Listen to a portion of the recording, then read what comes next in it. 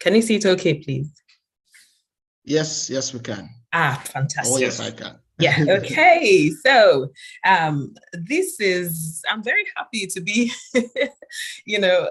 on the very first edition of Mayzy's SuRFF series. So success, relationships, faith and family, am I right? So that's really good. And I think today's one is going to be on personal success. Yeah. Thank you so much for all of you that, that has said something on the chat room, and for my dear brother that said he's here because of the relationship. Yes, yeah. And like, my brother Chimezie said, the quality of your relationship is very much determined by your personal quality. What do you bring to the table? It's about two people wanting to give value to themselves, okay? So, and you can only give what you have. So if you're going to have a good relationship, you have to work on yourself and be a good present for your spouse. So yes, you're in the right place. And today we're going to be talking about personal success. Specifically, we're going to be looking at intentional living for productivity in 2023. Okay, so we're going to be exploring these terminologies. We are going to be looking out for areas where we can have some actions. If you've got your pen and paper on you, that's going to be fantastic. If it's okay, I'm going to ask us to do 1 or 2 activities. I trust it's going to be a good time today. Okay.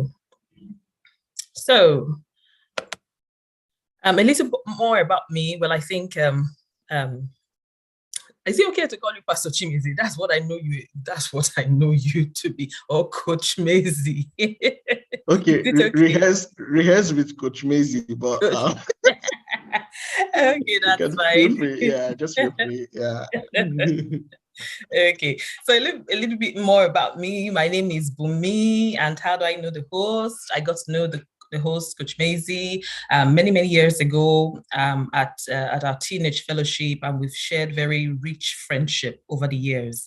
So it was such a great delight when he reached out to me and he wanted me to do this talk, and I think it's a privilege. Thank you for the opportunity, and again, thanks everybody for being here.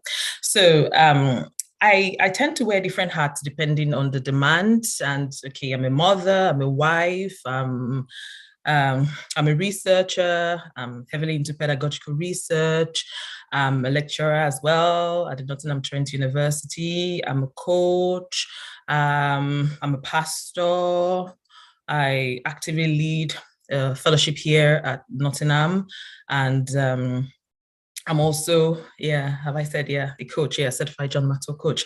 So it tends to vary really based on the demand. And today I'm just going to be here, just, I don't know which hat I stand in today, but I'm just here as Bunmi, and I just want to share, share experience, share values, and hopefully I can also get to learn from you as well. And it would be great as well if you have high level of interaction. Please feel free to use the chat room.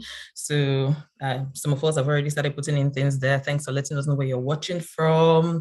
So it's just going to continue for the rest of this webinar. Okay, so I'd like to know how you're feeling today. Here, it's about 20 minutes past 5. If you're in Nigeria, it's going to be about 20 minutes past 6, thereabouts. And then I hear that we have people from about 5 different countries. So depending on the time of the day, I don't know how you're feeling. Sometimes when you wake up in the morning, they're like, oh, yes, I'm happy.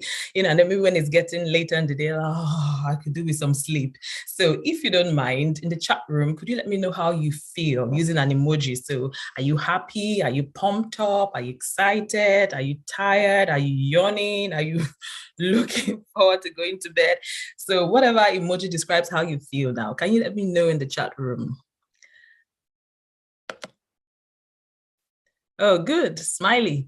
See that person with lots of I love that love emoji.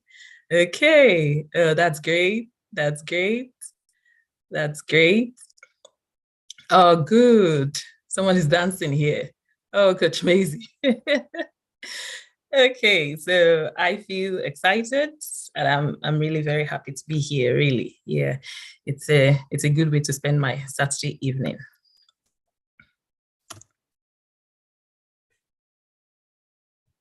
Okay, so Like we said, we're going to be talking about, thank you all for your response. I absolutely appreciate it. So today we are going to be talking about intentional living, okay? So intentional living for productivity. And just before we move on to explore that better, I want us to see what these terminologies mean, okay? If that's okay. So what does it mean to be intentional? What does it mean to be intentional? I like the word intentional. I like it because I feel it makes you very effective. You know, it gives you the edge when you're intentional, when you put your mind into something that you're doing, okay? So being intentional means being deliberate. It means being purposeful, okay? It means being mindful. You know, there are many things you can do without being mindful, and it's not really bad. It could be because of mastery. For example, when you drive a car, it's not every time you're driving the car that you're particularly conscious of how you're changing the gears, of how you're doing this, you're doing that. So you're not particularly mindful. That's because you've actually mastered that skill, okay? But when we talk about being intentional, we are talking about being conscious, okay? Knowing what you're doing, understanding why you're doing it, understanding the purpose, understanding where this is taking you to, okay? You know, you're exercising your agency. You understand that this is what I'm doing, this is what it's going to cost, this is where it's going to bring me to, okay? So there's that element of being deliberate. That's what it means to be intentional. Now, when we talk about intentional living, it means doing or living in a way because there's an intent in the mind, okay? Now, when we are talking about something like this, it presupposes that every activity of intentionality, okay, is preceded by a well thought out plan, okay? So first, there is a plan, there is a purpose, there is an intent, and then there is intentional living, which aligns to the intent and to the purpose. So before we talk too far into intentional living, we need to look at how that it is not a standalone, but that it is in the context of an intent, okay? It is the context of a purpose. So there's something you want to achieve. There's a hard desire we're talking about here. There's a goal. And based on that, you are doing things intentionally to align with it, okay? So if there is no purpose, you can't be intentional, because intentional is like there's an intent, and the intentional activity is defining intent, okay? It's a follow-up on that intention, okay? So first we need to talk about purpose, we need to talk about intent, we need to talk about heart desires and all of that. And then when that is established, we then need to start saying, this is what I need to do to align, okay, to this thing so that I can achieve it, okay? Now, I also like that it is intentional living, okay? So it's not intentional acting, or it's not intentional doing. So it speaks of a lifestyle, okay? It's not something you just do once in a while. It's not something you do today and then you don't do tomorrow, okay? I really get inspired with people who do things not just as a one-off, but as a lifestyle. I have an elder sister who inspires me so much with her commitment. I mean, she's going to be 47, okay, and she lives in Lagos with her 2 kids, with all of the craze. She inspires me with how she commits to her exercise. I mean, she literally goes to the gym 4 days every week. I've seen her transform her health with her exercise, and this has been consistent for the past 12 years, like non-stop. You know, and then whenever I go to the gym and I'm like, Auntie Shenwa, I went to the gym today, she's like, oh, that's good, but do you know this is a lifestyle? I say, thank you, Auntie Shenwa, I'm trying, okay, I know, but okay, I said that to say this is a lifestyle, okay? You need to settle in on it. You need to normalize intentionality, okay? Because if you're going to be productive in 2023 and indeed for the rest of your life, you need to be intentional, you need to be purposeful, you need to be deliberate, okay? So it's more than a one-off, it's more than an intentional doing, it is intentional living. It is a lifestyle, okay? It's what you will normalize. So it's intentional speaking.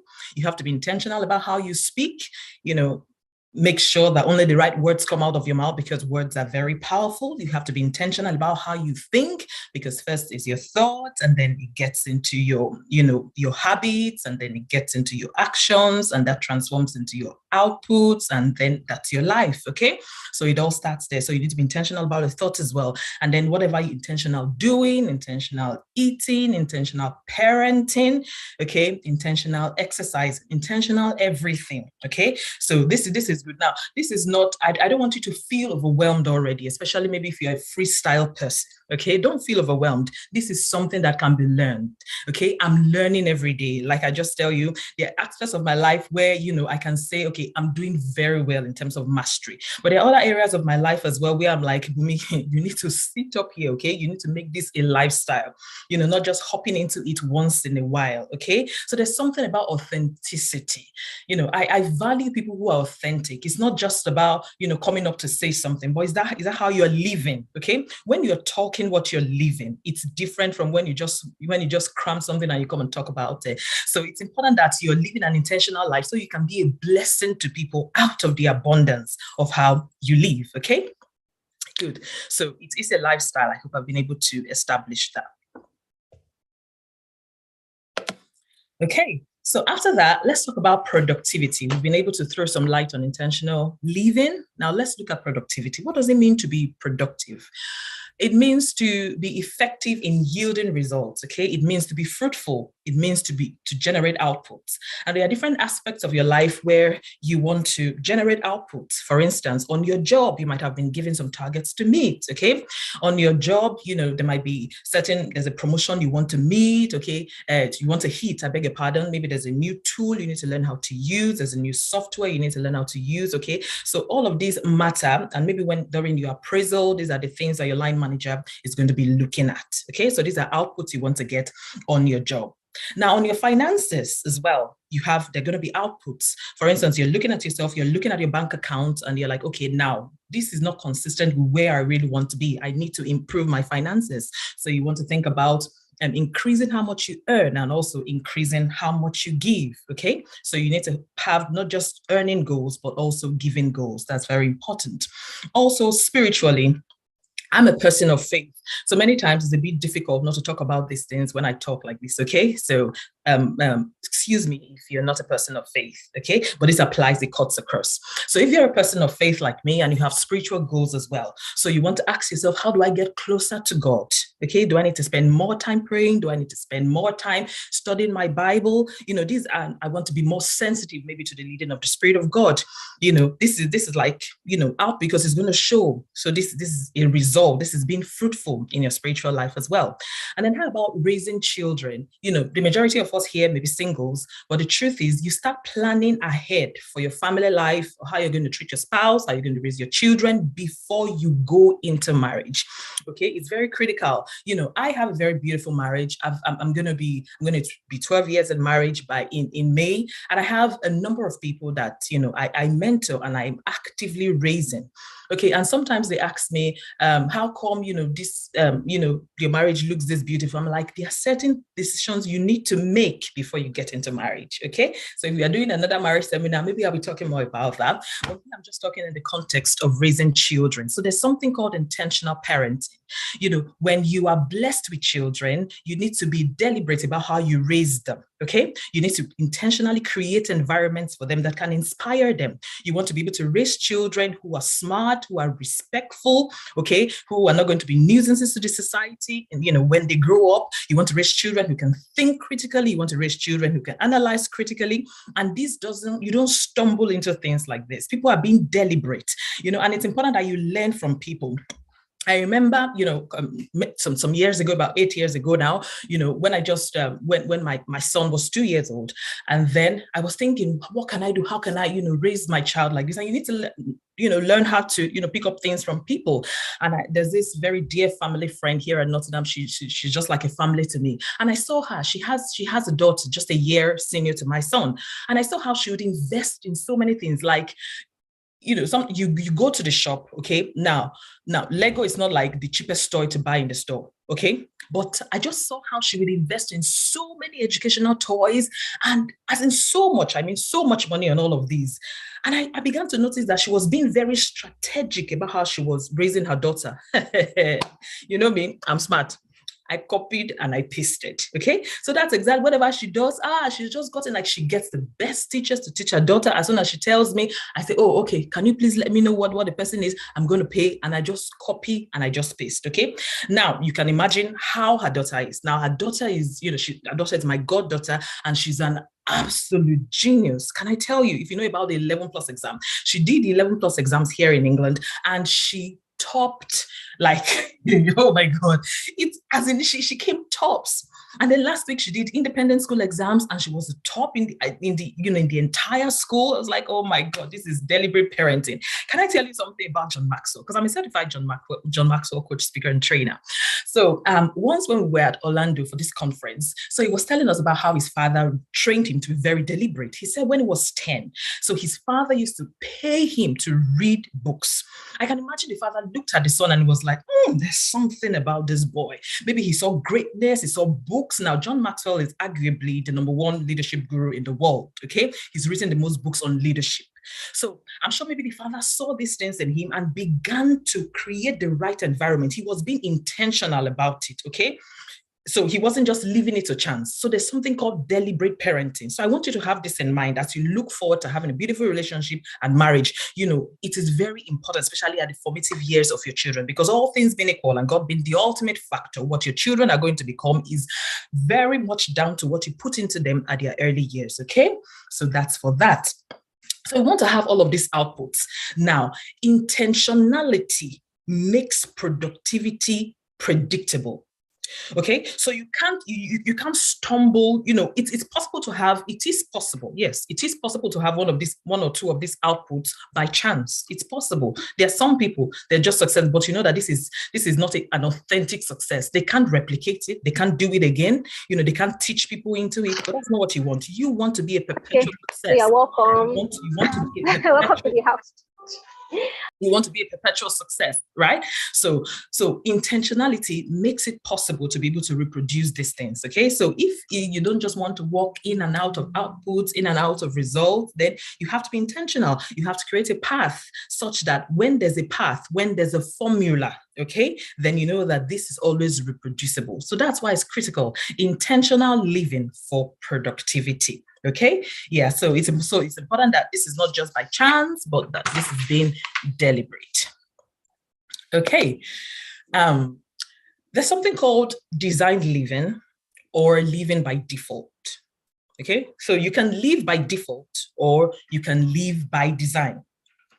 Now, living by default is doing what everybody is doing. Okay. That's the way it is. And that's the way I'm just going to, I'm just going to do it. That's the way everybody's doing it, How do they say it? Anywhere below face, okay? So going with the flow, just doing what, everybody's doing. But designed living is more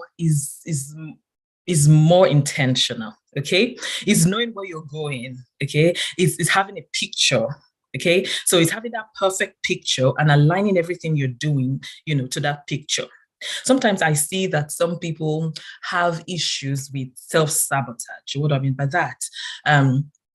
Many people say, I want to be this, I want to be that. And then you look at them, there is nothing they're doing that's in congruence with what they're talking about. And then 2 years, 5 years down the line, they're not where they are. And, if they want to just drop it, they'll be like, oh, maybe God failed me, or this thing doesn't work, or it's a scam. I'm like, no, there are certain people I used to look at, and I'm like, I really like them. I'm talking from what I've observed now. So there was this particular person that I would just look at her and I was like, this person is supposed to be, no, she's not supposed to be where she is now. I mean, she's way too talented to be where she is now. You know what? I visited her once. When I visited her once, that was all I needed. Like, I understood why there's no way she can be that, okay? So your intentionality is about allowing your actions and your plans and your attitudes to align, to be in congruence with where you want to go to, okay, to where you need to be, okay. So that's what it means to live a designed life. Now, there's just a little difference here that I put. Have you ever seen? I was trying to get a picture of the internet to be able to explain this, but I couldn't. But I'll just try. For instance, let's say you are at a T-junction, okay, and you are just going to go right, at the bend, okay? And at that L corner, by the side of it is a lawn. Okay, is a lawn. So you don't need to go on the lawn. You need to just go right on the T junction. Have you ever noticed sometimes on the lawn, some people don't want to go that way. They just cross the lawn, okay, because it's shorter. Okay, so instead of going like this, some people just go like this. Okay, so that then creates a kind of path on the lawn. So sometimes that can be like the default. So people, instead of going the right way all around the corner, they just cross the lawn because it's just like a slant and it avoids you to go that L-shaped walk, okay? So that's default. So that's easy. Somebody has made the way, you just go that way, but it's not necessarily the right thing to do. So, but how about walking according to design, how the road was designed, okay? So living by default is like a one size fits all. Have you ever gone to the shop and then you want to get something, maybe it's like a free cloth or like an agbada, or like a glove, a hand glove, okay? The other day I went to the shop, it was really getting very cold last year, November. And I went to the shop and they said one size fits all. I didn't like the glove. You could wear it and okay, it's okay, but it's not like a perfect fit. Okay, so it's just there, you can just wear it, but that's like default. But design is like when you have a bespoke, attire made for you. Okay, so it's like person specific. In the same way, intentionality is going to differ from person to person because success is spelled out differently for each and every one of us, okay? So what I determine as success is not what will see as success, okay? So that's why our intentionality activities are going to be very varied, okay?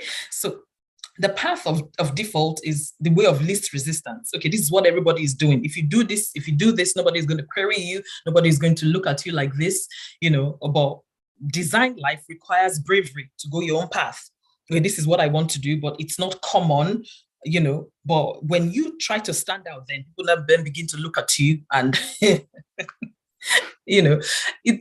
people shouldn't agree with everything that you do, and you need to get comfortable being different. Okay, you need to get comfortable in your own skin. You're different, and you need to embrace your uniqueness. You need to celebrate your uniqueness, and that's the uniqueness you're going to have to present to your spouse when you get to meet that person. So it's important that you embrace your uniqueness.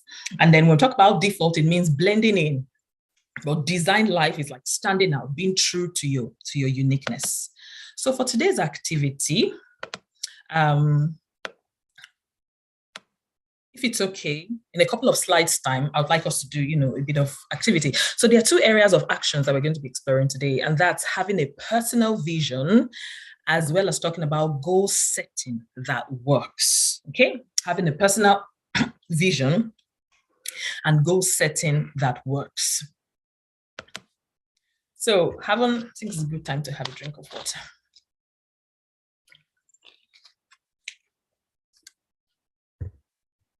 Okay, so having a personal vision. Now we have established that intentional living is not a standalone, okay? So it's usually in the context of an intent. It's usually in the context of a purpose. It's usually in the context of a hard desire, something that you want to be accomplished, okay? So having a personal vision then makes this purpose clear. Okay, so a personal vision makes your purpose clear. It makes intentionality easy because there's something there's a reference point for your intentional activities now, okay? A personal vision is a statement that describes your personal values, your goals, excuse me, please, your vision, okay? So that's what your personal vision is about. Good. So what I want us to do, okay, not just yet, so I'm still going to talk about this a bit more. Okay, so a personal vision answers questions like, what do you want to be? What do you want to do? Why is this important to you? What motivates you? Okay, what legacy do you want to leave behind? And what do you want to be remembered for? Okay, and when we talk about a personal vision, you can have a personal vision for your life. You can have a personal vision for your career as well. You can have a personal vision for any aspect of your life. Okay, so when we talk about a personal vision for your life is a bit robust, is a bit very, very open. And then when we talk about a personal vision for your career is very much specific, like what do you want to do, what do you want to achieve in your career, okay? And then, so what you need to consider in all of these is, I think the next ones they have a go at this question. So if you've got a pen and a paper, I would really love for us to engage in this, okay? So I'd like you to just write, or if it's your phone or something to type on, I'd just like us to think about this, because when you have this set of, when you write about these questions, when you attempt to answer these questions, you can then pull them up together to have a statement. So when we say personal statement, a statement is not a sentence, okay? So a statement is like, a statement could be like a paragraph, a statement could be longer than that, okay? So it doesn't mean that it has to be a sentence, but it has to, include all of this, okay? And but to be able to coin out a personal vision statement, you need to be able to answer these kind of things. So the first thing I would like you to attempt to answer is, what do you want to be?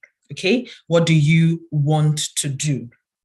Okay, now I'm going to, it said begin with the end in mind, right?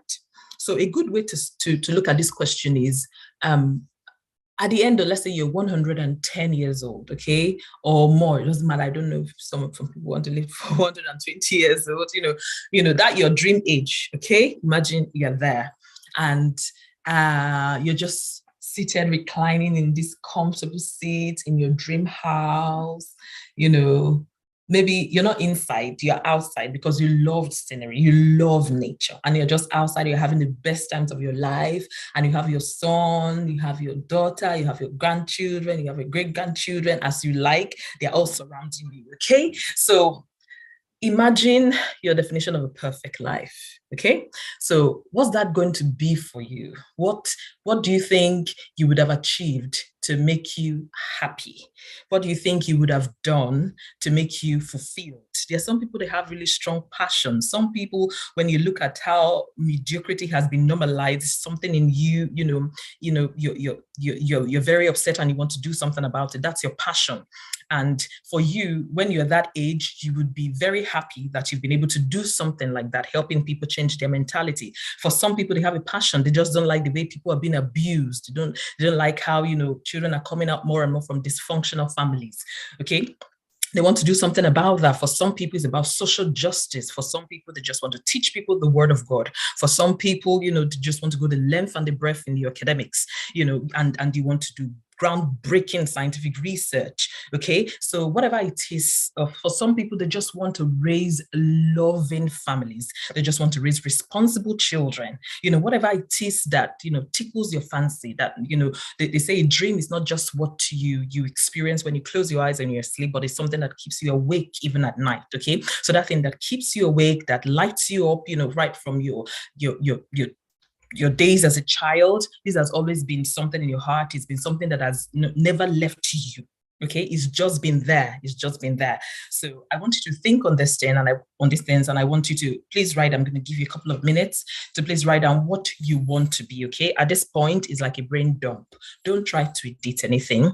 When you want to develop content, don't start with editing, okay? So you just brain dump, okay? Whatever it is, just write it. Makes sense, it doesn't make sense, just write it, okay? There's always time for editing. Many times we struggle to put pen to paper because you want to start out perfect. Bunmi, you are talking to yourself. In the name of Jesus, I'm not always on that problem. Okay, so I want you to give it a go if that's okay. Okay, what do you want to do? I'll give you a minute or so to do that. It's important that you do that, okay? Don't say she will soon go to the next point. Many times, if you don't participate in activities, you don't get to benefit, okay, from it. So as much as it's okay, I'd like you to participate, okay? It's important that you do. Yes, I will go to the next point, but how about you? How much would you have harnessed from this? Okay. You're looking at the first one. What do you want to be? Remember the picture that I've just said?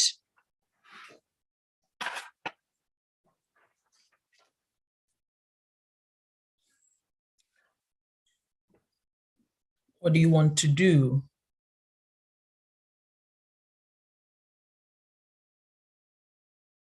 I strongly encourage you to participate in this as much as you're able.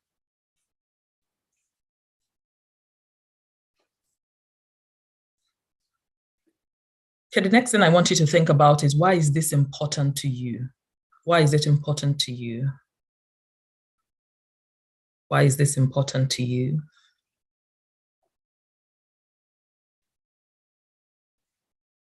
Why is it important?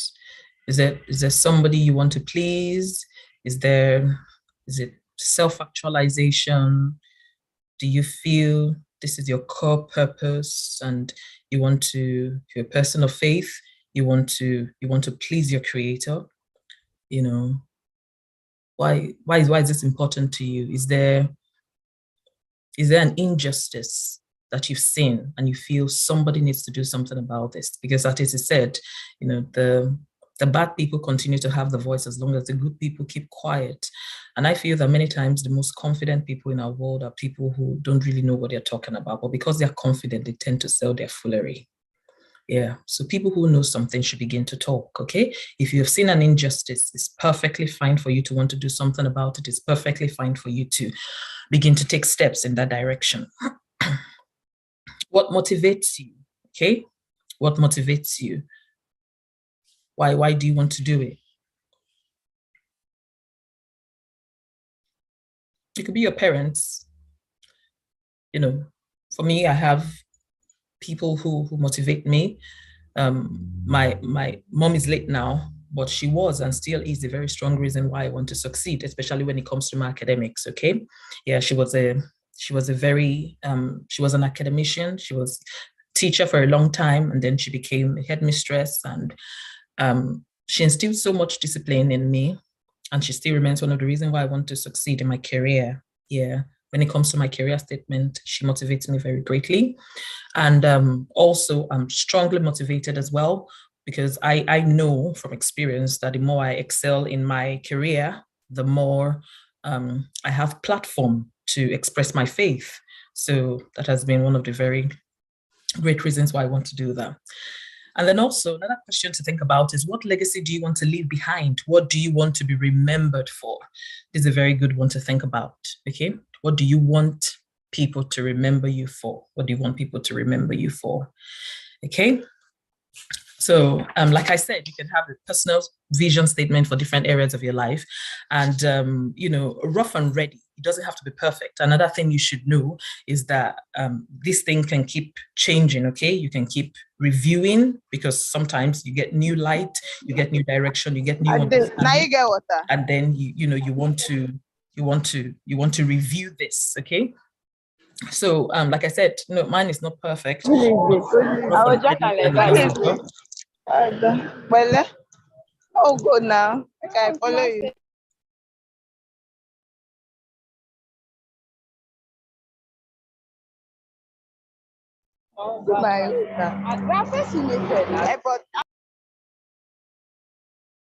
Okay. Can you hear me, or am I muted? Can you hear me? Okay. Coach Mayzy, can you hear me? Please. Yes, please. Go ahead. Okay. Sorry, and have you? I see you muted everybody. Okay, good. Yeah. It always happens. Yeah, it always happens here. So, but welcome everybody to those who are just joining us here. Okay, so like I said, there's no one perfect statement. Okay, I haven't got a perfect statement, but it does the job. It gives me the inspiration. It's rough and ready. It's my thing. I don't have to tell anybody. I don't owe anybody any explanation. Okay, so I have a personal statement and I have a career statement. Okay, like I said, I'm a person of faith. I love my God. Okay, so you're going to hear a lot of that in my personal statement. I want to live for kingdom. I was created for God's pleasure. I feel life only becomes meaningful when lived in the purpose of God. I'm motivated by God's love for me and compelled to give all in my return, okay? So this shows my motivation. The reason why I do everything I do, okay, is because I want to please somebody who has given his all for me, okay? That's why I do everything I do, plainly, okay? And all of my joy, my beautiful family, my financial freedom, my respect, and the global esteem that I want is found in following God's will for my life. Okay, so this is what is engraved in my mentality. I tell myself, well, maybe you're going to be anything at all, then you have to follow, God, hook, line, and sinker. So that's mine. Okay, yours going to vary depending on who you are. I have a career statement as well. Okay, and again, it's my perfect, it's not your perfect. Okay, I want to be an outstanding academic with far-reaching global esteem. I want my pedagogical research and output to deliver tangible transformation in student learning experience. I'm heavy in researching into student learning experience. I would love not just to teach, but to inspire the love of learning and knowledge in my students, okay? Now, excelling in my career, and this speaks about my motivation now, is an effective platform for kingdom influence. I do not settle for less. Okay, so this is what spurs me on. If anybody who tends to listen to me, there's no way you can hear me talk fully without saying I don't settle for less. Okay, it's ingrained into me. So I'm big on excellence. Okay, so it's important for you to do that. So after now, I'm sure you're going to have time to be able to work on this, but please, it is worth working on. Okay, have you got these questions? So the benefits of personal vision is that it helps you to be able to live proactively and not reactively, okay? So you know what you want to do, and then you take steps in that reaction, as opposed to life throws something at you and like, oh my God, what am I going to do? And then you then put two and two together and then you do it, okay? So as I just said, if you don't know where you're going, any road will take you there. Where there's no precision, there's no power, okay? So you need to learn how to live proactively and not reactively. Okay, and that happens when you have your personal vision. And I really like this, how that it allows easier decision making. So what you need to do is that you need to have your personal values clear. You need to have them clear.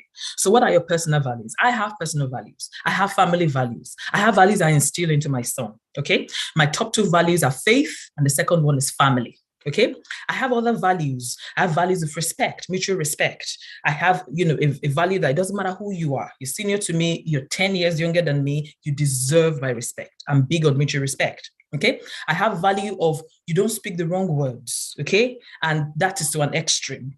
As long as you're in my house, it doesn't matter if you're a guest, you must never speak a wrong word. Okay, so I have values. Now, having values it helps you to be able to make decisions easy.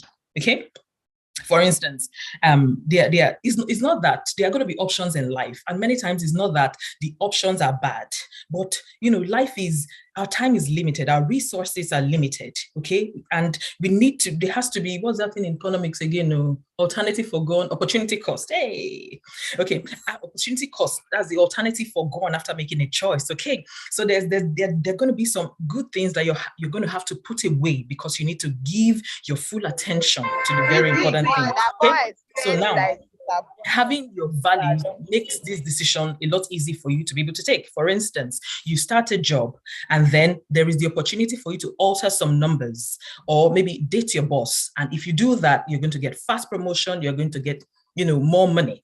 But you know that you have a value for integrity and truthfulness. So because of that value, you say, no, I'm not going to do that. And you're going to have to face the consequence, of maybe falling out of favor with your superior or not having enough money to meet your genuine, urgent financial demands. Okay, but then the decision is very easy because, this is my value. Okay, so there are some times when you need to do, okay, for instance, one of my, another very what's valuable to me is quality education. Okay, like I just said, I don't mind spending so much on education. So I'm recently going to make a move, from I'm going to change homes in the next 1 month. Okay, Coach Mayzy, are you going to mute our friends? Okay, thank you. Okay, so like I just said, so there was a decision that I had to make, lately, as a matter of fact, last week here. I had to sign the papers yesterday. So I have to move homes, okay? Now, my value, for instance, is premium education. I believe in getting the best education, for instance, for my son. Now, I know what people teach here in schools, but I want quality, outstanding education, but I don't want it to the detriment of my faith. Now, I want you to see how my values have made me make this decision that I've recently made. Faith is number one to me, but then education. So I want an outstanding school, but I also want a school that is a faith-based school, okay? So if I get a school that is just outstanding, but is not faith-based, I'm not going to go to that school, even though my value for education is high. Okay, if I get a school that is only faith-based and love I may consider because faith is priority. But now imagine a situation whereby I got a school where there's a faith-based school and it's outstanding. So what's not to do? The next thing to do is to then look for a house that's into that catchment area, because here you are giving schools based on if you live in that catchment area. Now that catchment area, unfortunately, is a very pricey area to live. Now, if I move to that catchment area, I'm going to be paying twice the amount of what I'm paying for rent now. Okay, so now that was a very tough decision for me. It was a bit hard, okay, because it's not like my salary is increasing. But I was able to make that decision of moving to that place, even though I'm going to be paying twice, because I know that when I get there, my son is going to be getting into a faith-based school that is outstanding. You see what I mean? So that's how your values help you make decisions. So the alternative for gone here now is money. Is how that more money is going to have to be spent, but then this, goal is being achieved. So when you have your values, you're able to make your decisions quickly, okay? So there have been different people say different things, but no, I know what I want, okay? I know what I want. And there's also the alternative for gone of, your son saying, so I'm going to go to a school where I don't have any friends. No, I have to then school him and tell him, don't worry, this is what's important. You're going to make new friends in the next 1 year, next 2 years, you're going to make new friends, okay? So instead of just saying, oh, I want my son to continue going with his friends, values help you to be able to make this kind of decisions, okay? So that's very important. Now, goal setting that works, okay? So another activity that I would like you to do, okay, I started quarter. Coach Mayzy, did I start quarter past? Yeah, like 16 minutes past. Okay, so I've got like 16 minutes left, right? Oh, yes. Okay, I think we can do that. I'm big on activities. So please, let's get our pen and our papers out, okay? And your typing. I just want you to write your top 4 values, okay? Just 4. There'll be more than that, too. Just write your top 4 values. What are the things that are key to you? What are the things that you wouldn't trade for anything? What could it be? Is it family? Is it integrity? Is it your faith? Is it money? I hope it's not money. Money is important. Don't get me wrong. Okay, money is important. Okay, but yeah, it depends. It depends really. No, but yeah, making money could be key to you. That's fine. Depends on your purpose. Okay, so I'll take that back. So whatever it is, there's no wrong answer. Your top 4 values. Your top 4 values. Is there anybody who's willing to share? I just wanted somebody to say something. It's okay to share our values, right? Coach Mayzy, is it okay for us to share our values if it's okay? Oh yes. Yeah. Anyone willing to share can go ahead. Yeah. Anybody? I'd like to hear your voice if you're not in a noisy place. But if you're in a noisy place and you're happy to type, then that's fine. But if you're in a good place to speak, then I would absolutely love to hear your voice. I've been hearing my voice for too long now. I think it's becoming boring to me. Okay. Good evening. Good evening. All right. So for me, my top 4 values are. Sorry, could I know you, please? I'm sorry. Where you're from, if that's okay. Yes, that's very fine. Good evening, everyone. My name is Adetola Fachembola. I'm joining from Lagos. Okay, good. Thank you. Yes. So my top 4 values are yes, faith, please. Good. Family, excellence, and legacy. I do not. I don't know if family qualifies as a value. I don't know how that works. Oh, absolutely. Absolutely. Yes, you're saying my family is priority. For instance, there are times where you might be offered to do overtime at your job, but you know that your son really needs you. And so at that point, it's easy to just say, well, family first, even though this is cool money. The decisions might be tough, the offers might be tempting, but having that value just makes you be able to, okay, you know what?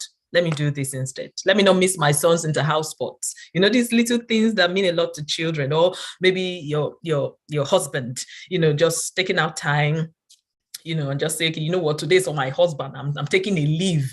You'll now be thinking, see the money I'm missing today. Oh.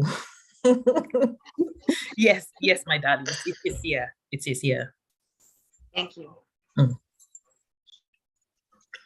Can I hear one more voice if that's okay, please? Oh, yeah. a couple of persons dropped theirs in the chat room. If you want to speak, feel free to unmute. I'll have a look. Yeah, and also if anybody. Oh, fantastic! I'm seeing something. Can I talk? Good evening. Yes, please. Go ahead, please. Yeah. My name is Debbie. Okay, mine will be it's a little in convergence with hers, but well, family, money, excellence. Family, excellence. Okay, in order of priority: faith, family, excellence, and empowering people. Yes. Oh wow. Yeah, that's beautiful. That's beautiful. Yeah, it's a powerful point, and yeah, I can see. Yeah.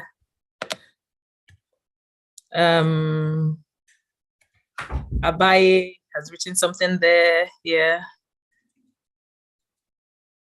that's good.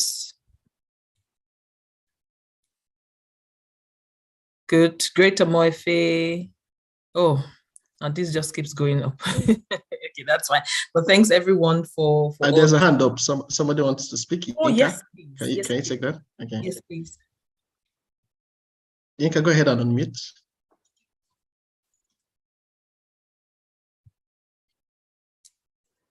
Yeah, Yinka, please, you have to unmute yourself. That's okay. Maybe you can hear us. Okay, great, Omoefe. I'm asking you both. Yeah, good evening. Good evening. Good evening, Grace. Omoefe Great, calling from Nigeria, Edo State. So my first four is faith, my family, my health, and my career. Fantastic. Yeah. Thank you. Thank you for sharing. Yeah. Yeah. Yinka, are you ready? Okay, I think you can go ahead. Yeah, maybe that's a legacy hand. Okay. Thank you. Great. Great. Could you please put down your raised hand if that's okay? Okay. So so that's really important. So goal setting that works. Let's look at goal setting that works. Okay, how does it work?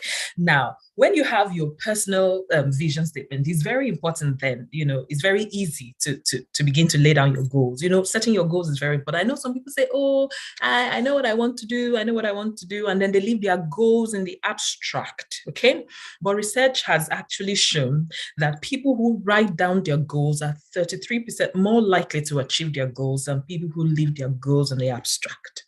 So what I'm going to be encouraging you today is after now, what you need to do, when you attend webinars like this, what you need to do to get the most out of it is you need to go back and you need to write. Okay, it's important that you write. So think about your personal statement. Think about all those questions. Try to answer them. It's okay. You're not giving an exam to, nobody's marking your script. It's for you. It's to guide you. It's to pump you up. It's to inspire you. It's to help you make decisions faster and easier. Okay. Apart from that, you need to talk about your goal setting as well. So, what do you want to achieve? Okay. Again, I'm going to say, beginning with the end in mind. Sorry about this picture. I know some people don't like to think about this part, okay? But imagine yourself, this is not going to happen any soon. Trust me, okay? Trust me. It's going to be when you've lived. Imagine, you remember that picture I told you of when you're just so relaxed, 120, or I don't know if you're 150 or whatever, you want to get to, okay? So when I say think about your funeral, think of ripe, old, fulfilled age, okay? You are happy to go. Okay, so now think of that. Now, after living a long, fulfilled life, imagine your funeral. So people are there, surrounded by sons, daughters, grandchildren, great-grandchildren. Imagine from the very elderly to the small ones, okay? Imagine friends and family being there. What would you like them to talk about you? What would you like them to say? What would you like them to remember you for? It's called legacy. What legacy do you want to leave behind? Okay, so this is a very good place to start, beginning with the end in mind. You have to be being deliberate. This is what I want to achieve, and then I'm working towards it. I'm taking steps, I'm taking actions that will take me to this place. Okay, so that's where we need to begin. And if you're a person of faith, just like I am, I'm going to think when it's all been said and done, and now I'm face to face with my Creator. We like to call him as a grand overall designer, which is the acronym for God. When you finally meet him, What do you want him to say about you? Do you want lots of people to, come and just hug you and say, oh, thank you. You made me to be able to get to heaven and all of that. What are your dreams? And what are you going to do about that? So that's a very good place to start when we're talking about, goal setting. Because I know that people talk about setting goals for, your day, your week, and all of that. But that's fine, only if you have a big picture. Because you don't want to set goals for your day only to discover at the end of the week you didn't get to where you want to. You don't want to set goals for your week only to get to the end of the month and realize that it's not incongruent to where you want to be at the end of the year. You don't want to set a goal for your year and realize in 5 years' time that it's not taking you any closer to your 10-year projection. Okay, so you start from the end in mind and then you begin to walk backwards. So I'm going to talk you through this. Now, when you begin with the end, what you're doing is that you are painting your perfect picture. So what is your perfect picture? How do you want to be? Okay, so I have a perfect picture. I attended a meeting two weeks ago, and I like the way they phrased it. Many times they say, what do you want to be at the end of the year? I like the way the facilitator said it. He was like, how do you want to feel at the end of the year? So it was a twist. And I like that I was thinking about how I want to feel. So when I was writing, we're considering different aspects of our life. So when I was writing about how I want to feel, for instance, about my husband. And then what I wrote was that I want to feel like, my husband feels like, oh my God, my greatest gift in 2023 is my wife. I want to, that's the feeling I want to have. And I want to feel that way when he's telling me, like, you know what, you are my biggest gift in 2023. You are the biggest support I had in 2023. All these big things I did was because of your encouragement, So I began to simulate that feeling. And it was very easy for me to be able to write about it, how I want to be. So based on that, I now know the things I should do. Okay. So I see myself now very often just, I mean, my husband and I, we are very close. Like we are very close. But now we are even closer. Because now every morning I just say, hey, hello, my darling. I'm just sending love messages. I'll just be praying for him. It's sweeting me, because it has given me the idea, okay, Bunmi, if this is how you want to, this is the feeling you want to get when your husband tells you that you are his biggest fan, what are you supposed to be doing to make him get there? Okay. So I like the way it made me, that perspective that it made me see. So if that's going to be of any help to you at all, how do you want to feel at the end of the year? How do you want to feel at the end of 10 years time? How do you want to feel at the end of your life? Okay. So paint your perfect picture. How do you want your children to be? How do you want your career to be? What kind of global esteem do you want to enjoy in your area, in your career? Okay. How about your outputs? How about what do you want to be a master at? Okay. Because it takes mastery to be able to command influence. Okay. So paint your perfect picture. Again, brain dump. Don't edit, just write it. Okay. If you are a graphical person, then you can draw whatever it is, just put it there. Okay. So when that is done, the next thing you need to do is that you now begin to walk backwards. Okay. That's the way to do it. You begin to walk backwards. Okay. Now, what things do you need to get there? I want my son, don't come in here. Okay. So good. So that now you begin to walk backwards, okay? So what things would you need to get there? You need to identify the gap. So what gap is it? What do I need a training? Do I need apprenticeship? Do I need to sit under somebody for a while? Do I need to meet some people? Do I need some certifications? Do I need some qualifications? Do I need to exercise better? If maybe your goal is a bit athletic, is an athletic goal, okay, whatever it is, you need to begin to ask yourself, what's the gap? You need to identify the gap. No editing, brain dump, write everything down. Time for sieving out will come, okay, but not just now. What I'm telling you, I think you should do it, please, after now. So identify the gap. And when you identify the gap, then you need to break down the task into achievable chunks. And that's the difference between a goal and a desire. A desire is, this is what I want to be. A goal is time limited. You put time limits to it. Because when you don't put time limits to it, then I'm sorry, most likely you may not be able to achieve it, okay? So it's very important that you put timelines to it. Now, what do? You break it down into years. Okay, so if it's, if you're talking about long term, okay, this is what I want to do. This is where I want to be in 10 years time. Okay, to be there in 10 years time. Now, this may be a bit rough. They may not be very exact, especially when the years are quite big. Okay, so and then you ask, okay, this is going to be what I want to To be able to get this in 10 years' time, this is what I need to do in 5 years' time, and this is what I need to do on a yearly basis, okay? So, but for 2023, you can just ask yourself, how do I want 2023 to be? I tend to take out the last couple of days in the year, with my book, and then I just think over the year. So when you're thinking over the year, what do you want to be grateful for? What do you want to have achieved?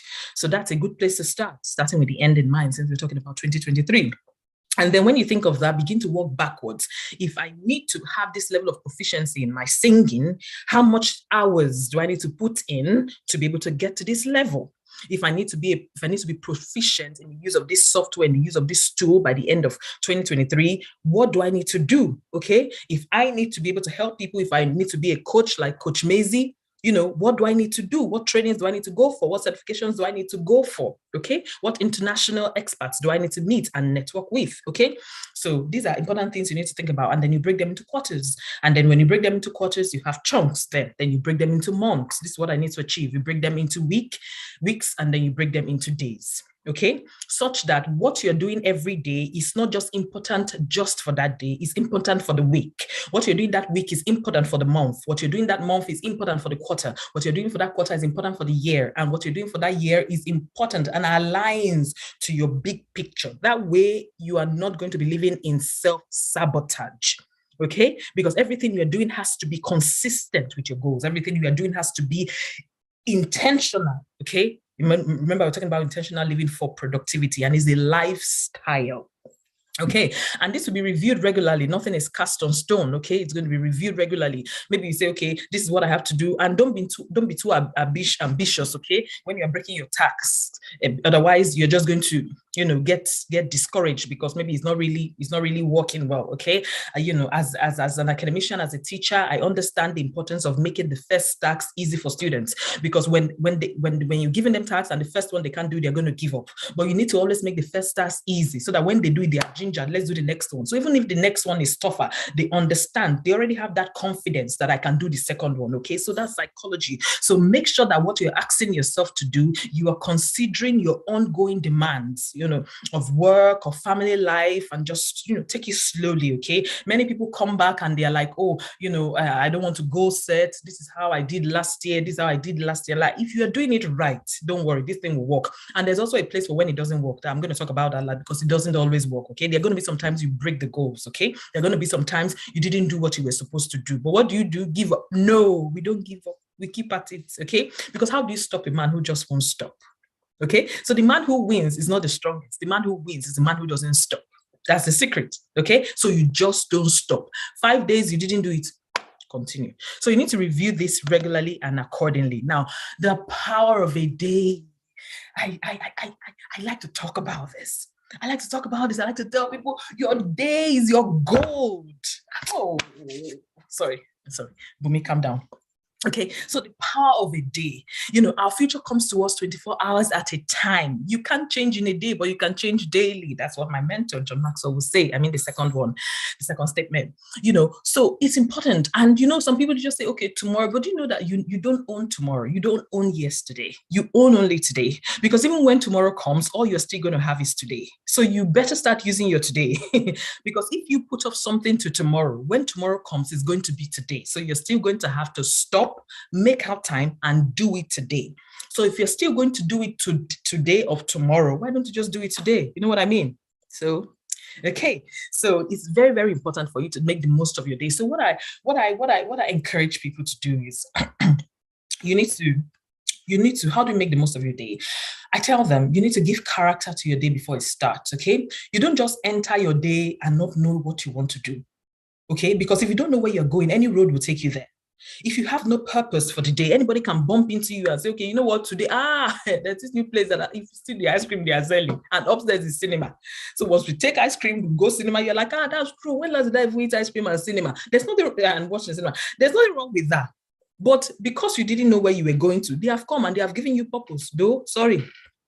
But when you are purpose-driven, when you're intentional, when people come, you're like, oh, that would be absolutely lovely. Shall we plan towards that? Yeah, maybe a bit towards my holidays. That would be wonderful. Thank you for that suggestion. You be nice, so never be rude. Okay, don't be rude. I'm not teaching to be rude. You must learn how to say no. Some people don't know how to say no. Learn how to say no in the nicest of ways. If I'm telling you no like this, you will not even be sweeting you. Because I would tell you no like that. I would just be telling you understand. So it's very important, okay? You should be able to say no, as in be quick to say no.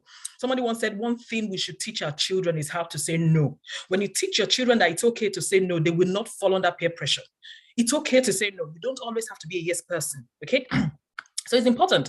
So when you don't give character to your day before it starts, when you don't define what you want to do, that's how somebody will just go. It's not every time your phone rings that you should pick your phone. I'm telling you, let your phone be an asset, not a distraction to you. Use your phone well, okay? So people are calling you in their free time, but you are busy, and then they're placing a demand on your phone. I feel it's respectful for you to send a text message. If you call me once and I don't pick, send a text message. There are some people who call you 20 times. How bad, brother, sister? Is life that serious? I understand that there are emergencies sometimes, okay? Yeah, but many of the times, 99% of the times, they've not been emergencies, okay? You could have sent a message, okay? So don't feel pressured, because by the time you pick up your phone, that's when you see that there's a message. You now realize that you did not reply one message 2 days ago. From there, you enter email. From there, you enter Instagram. From there, you enter Facebook. After that one now, the time I've finished, you realize that you've not really used your time well, okay? So it's important that you give character to your day before. So usually before the day, so maybe the night before or very early if you're an early person. Give character to your day. Plan your day. I'm not saying plan your every minute. I'm not saying plan your every hour. That would be crazy. You are a human being. You need to be flexible. But you know what you should do? Have 2-3 core things that you want to do, and nothing shakes it. Okay, and make sure those 2-3 things are the things that align with your week, that align with your month, that align with your quarter, that align with your year. Okay, so that's how it works. You need to give time for flexibility as well, especially if you're a family person. Anything can happen.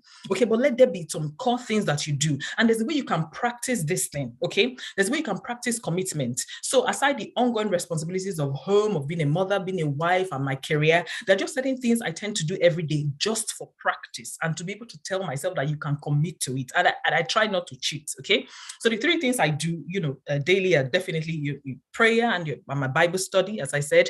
And then also my Bible through the year. The Bible through the year makes you read the Bible every day, right? That's a commitment. And then, of course, my diary. So I'm not talking about the other commitments. Life goes on, okay? But as busy as the day goes, I must sit down and spend that 25 minutes to read that Bible in a year.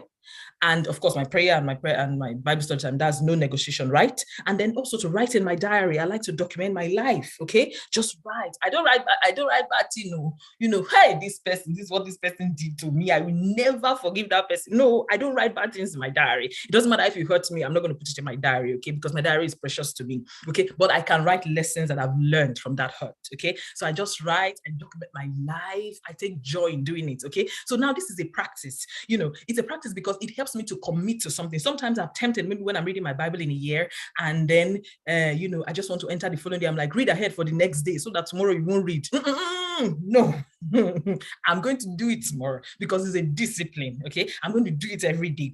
And no matter how sleepy I am, I must do it if you sleepy eyes. It doesn't matter if I'm not catching them, I just read, okay? So that's just the discipline, okay? So avoid distractions, okay? If there are certain people who distract you, note them and please put them away. So I want to strongly encourage you.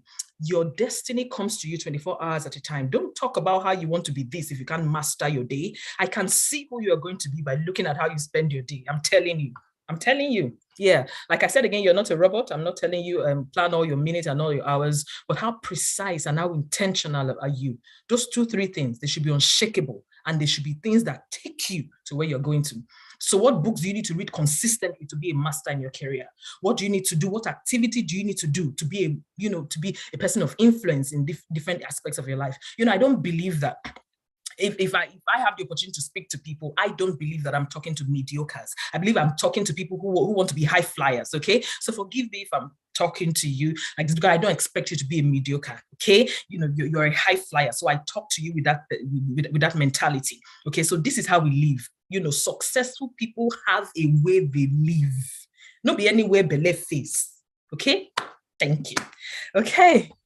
Good. So sometimes things don't go as planned. I must tell you, so that you don't feel like everything you do, must just work like, So you need to grow through it. I talk about failure. I'm very comfortable with failure. That's because I have a very different perspective to failure. Okay. So when I say failure, I'm not, to me, it's not, I don't do God forbid for failure. Okay. Because my perspective is different. Okay. Failure to me is that I'm taking on big things that are bigger than my capacity. It tells me that I'm reaching for more. Okay, because if I'm doing things on my own capacity, I'm not going to be failing. And I tell people, if you are the best in your class, if you're always the best in your class, you're in the wrong class. You need to be in a class where they are significant, well, may not be significant, but a number of people who are better than you so that you can look up to them. Okay, so no, don't settle for less. Don't settle in comfort zone. Okay, so please, it doesn't matter what happens. I tell people you're going to have to fail at some point. Don't get it twisted, okay? Because every child who wants to learn to walk is going to have to fall at some point. So I tell people, fail quickly, fail fast and get up. So the failure you're going to fail at 40, fail it at 25. The failure you're going to fail at 60, fail it at 40, if you know what I mean, okay? Don't be afraid of failure, okay? Because sometimes we win, sometimes we learn. I see failure as learning. That's the secret, okay? Sometimes we win, sometimes we learn. Another thing I got from my mentor, John C. Maxwell, okay? So I'm not failing, I'm learning. So when things happen and I don't get it, I'm like, okay, what do I learn from this? Because when you are failing, you are learning. There's a learning that's happening within you, okay? I had a tutorial class 2 days ago, and I was talking to the students. It was reflection. I was teaching them reflection using Driscoll's model, and one of the things we needed to look at was take a good situation and take a negative situation and analyze it. By the time they finished analyzing, they were all like, "Oh, I learned more from the negative." I said, "You see."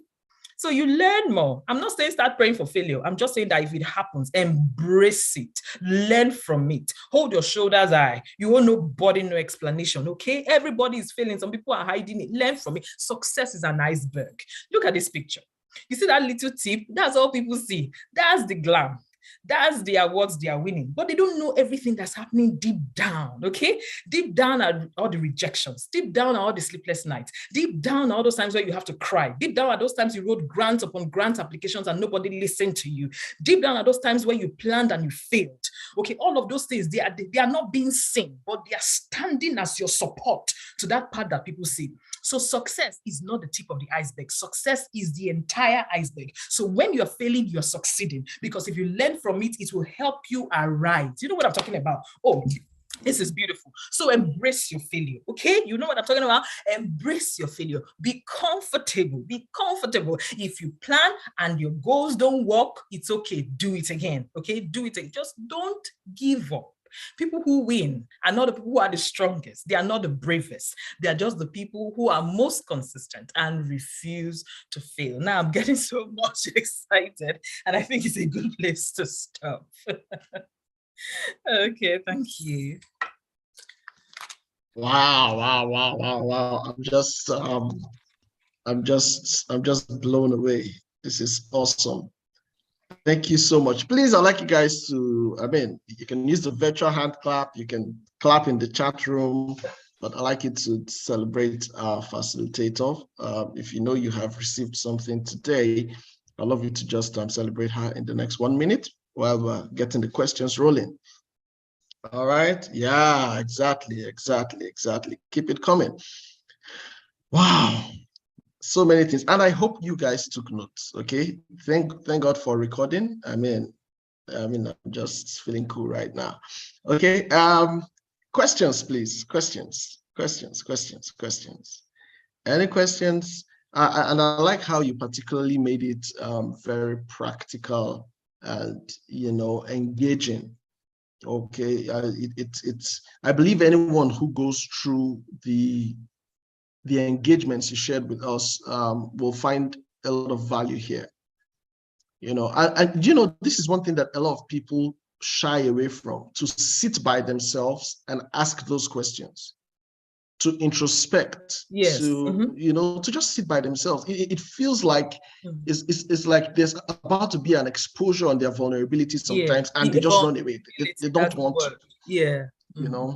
So if people can actually answer these questions, it sets, I believe, it's the beginning of that intentionality to set them on the right path. Please, guys, so don't let me be talking. It's your questions you're waiting for, right? So,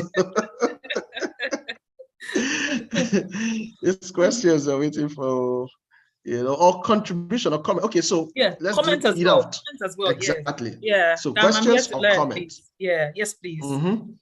And then you could share anything that jumped out at you in the entire session. Yeah. What resonated with you the most? I'm happy to hear. Exactly. Yes, exactly. So we're standing by.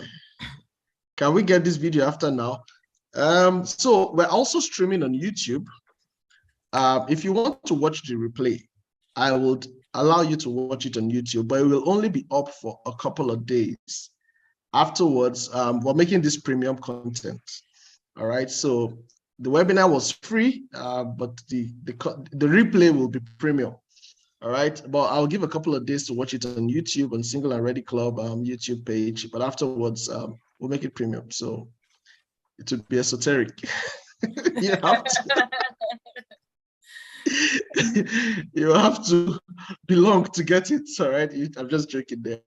But so it'll be available on YouTube for a couple of days on Single and Ready Club YouTube page. Okay, there's a hand raised. Yes,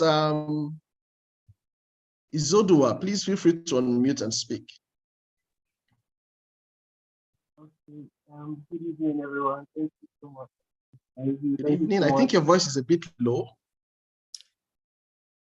Okay, can you hear me better? Yes, it's a bit better. It's better now. Yeah. Okay, thank you so much, Coach Mayzy. Thank you so much, SE.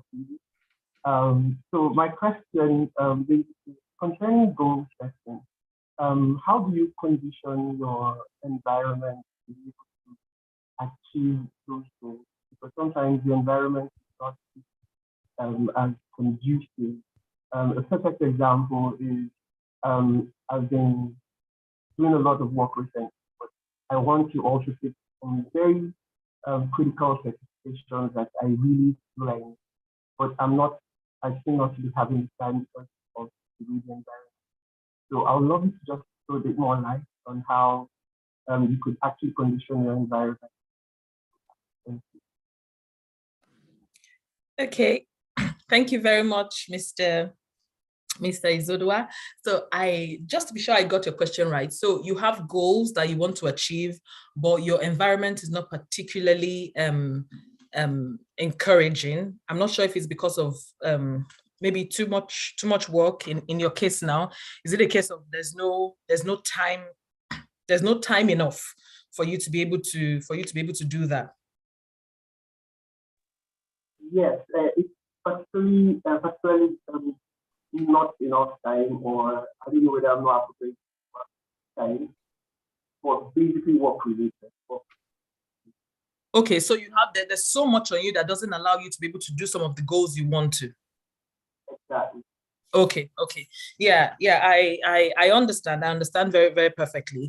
And sometimes I find myself in that situation because previously I was into full-time research. I was a research fellow, and then before I then became full-time permanent lecturer, and the work now is so overwhelming, and many times I feel like I'm not able to keep up with all of my goals and what I want to do. So, and it was making me get a bit bothered. And of course, my husband's my confidant. I will always just tell him this is what I do. It made me really feel like, oh, I wasn't being very effective. But what I realized was I streamlined my expectations and I reduced them to the core.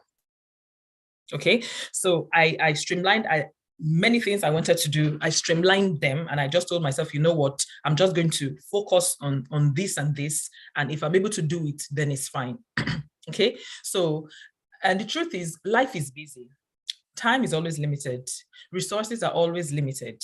But if this is important to you, many times it depends on where you're working and if your job is actually in line with your future goals. it's sometimes we get a job not because it's in line with, you know, our future goals, but just because we want to do it. Or your employer might just be so stringent, they don't want you to further your studies, but you know, furthering your studies is what you need, you know, for that. So there can be situations like that. So what you need to do then is to be able to limit, as in walk around that tightness. You know, this is life. You need to create your own environment. Okay, they say if people don't give you a seat on the table, bring your own chair.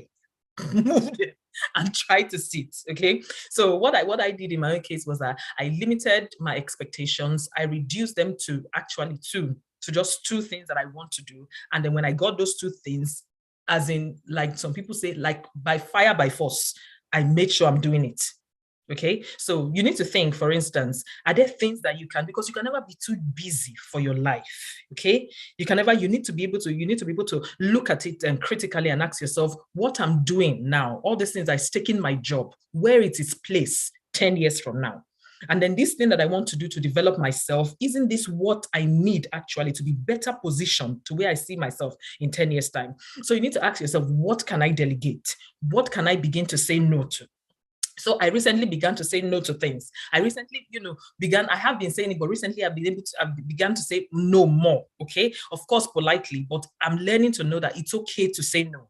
So things that can be delegated should be delegated. And, things that cannot be delegated, you need to now find how to do them quickly. For me, what I've learned to do was, I've been very typical. I like to give a lot of feedback. And sometimes I realize that, giving feedback on a student's script sometimes takes me 45 minutes, 50 minutes, and I have 40 scripts to mark. It was really getting to me until, I spoke to, some other experienced colleagues, and they told me, you know what, this is how you do it to make sure you don't spend more than 20 minutes on the script. You understand? And that has really bought back my time. So could it be that you're spending more time than you could? Okay. There's something about being effective and being efficient. Okay. So effective is doing the right thing. Okay. So cutting to the chase, doing what you're being paid for. But efficiency is doing things right. Okay. So that means that doing it in a timely manner with less resources. Okay. At the end of the day, you are being less tired. So one thing you need to begin to do is to seek to be more efficient. How can I be more efficient? Speak to people who are more experienced than you and get wisdom from them. Okay. But most importantly, I would say, in the midst of life's choking demands, walk around it. If this goal is important to you, where there's a will, there's a way. As reduce it if you must, but don't dump the long-term benefit for the immediate pressure. So that, like they say, there's the urgent, there's the important. Okay, so the urgent things are always demanding your attention and all that. But the important things, the most important things in life, they don't press for your time. Like, you don't have to. There's nothing urgent about exercising, but in the long run, it's important, and you need to make out time for it. Okay, so I hope this helps do. Okay, so what I would say is, if you can reduce your expectations to the key to, and find how you can be more efficient, but no matter what, walk around life's demands and do what means the most to you. It's critical. Yes, I think we have. Thank you so much. Yeah, is there another hand raised? Yeah, from Victor Itota. Okay, Victor, please go ahead.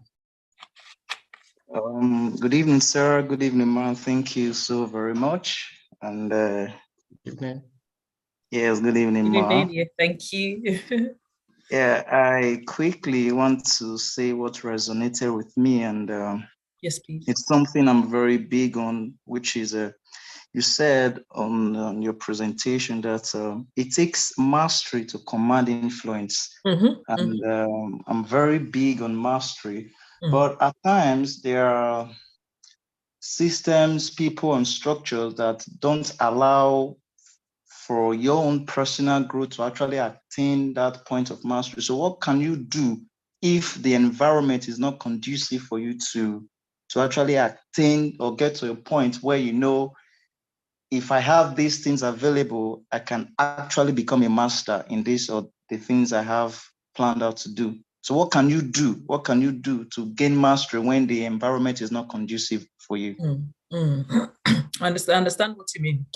And that's a very valid question, because sometimes, unfortunately, it seems to me like when people go up the ladder, they don't want people to come up with them. Exactly. Yeah, that's a lot common. But I feel that there's a level of, I mean, self-confidence, the security that you have, that it doesn't matter who you raise. As a matter of fact, you should take joy in raising people. Okay. But I know that, that's not the case. So sometimes what you need to do is, if you know who matters, you need to try to see how you can, see how you can walk your way into their heart, if it's possible. Okay, so if it's possible for you to, this is the person that matters, you need to, sometimes they can say, is over sabi or whatever it is. But if you can just, show to the person, sometimes some people, it depends on the context, okay? It depends on the context, okay? But if this is a Nigeria setting, okay, some people want to see loyalty. They want to see that, you are bowing down for them, you are doing this thing for them. But, there's a saying that, I'm not, as in, don't be too proud to learn from the proud, okay? So if it is taking maybe extra humility for you to come down, so that you can just appear like, I'm not your enemy, you understand? Now, this is not really, well, it could be universal, but I know that something like this could really, be applicable in Nigeria. I know what happens, they're just forming loyalty. It's not being deceptive, but it's being strategic, okay? It's walking your way into their heart, and then making them want to, making them see that, for instance, what's in it for them. How can you show that if I get better, I'm going to help this company? For instance, sometimes they may want to see that, okay? For instance, if you let me go for my master's or my whatever for further studies, this is how much profit we can make. This is what I can bring to the table. Understand? So my pedigree on your staff profile is going to make so and so investment company want to come into this. Okay, many times they need to know what's in it for them. So I would say if it's possible to do that, then that's fine. Okay, so just walking your way into their heart, talking to other people maybe who can possibly talk to them. That's also another way to be able to go about that. Okay, and okay.